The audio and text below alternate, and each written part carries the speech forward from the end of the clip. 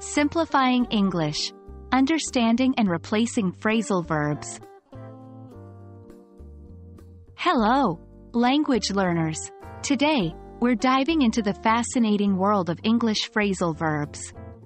These little phrases pack a big punch in terms of meaning, and knowing how to use and replace them can really elevate your English. By the end of this video, you'll not only understand what phrasal verbs are, but you'll also learn how to replace them with single-word verbs. So, let's get started. Phrasal verbs are a type of compound verb that consist of a main verb and one or more particles. Particles can be prepositions, like in, on, up, or adverbs, like away, back, out.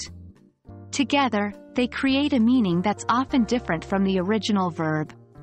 For example, give up means to quit, which is quite different from the verb give.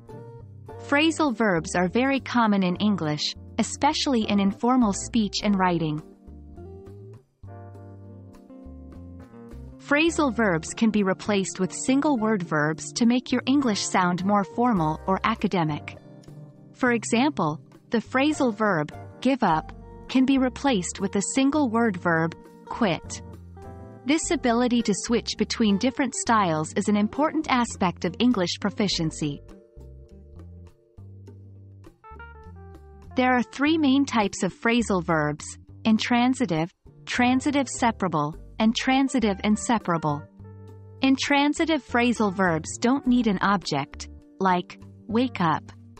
Transitive separable phrasal verbs can take an object in the middle or at the end, like turn off the light or turn the light off.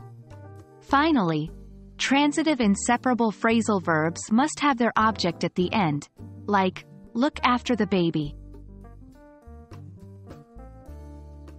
And there you have it, a quick introduction to the definition of phrasal verbs and how you can replace them with single-word verbs.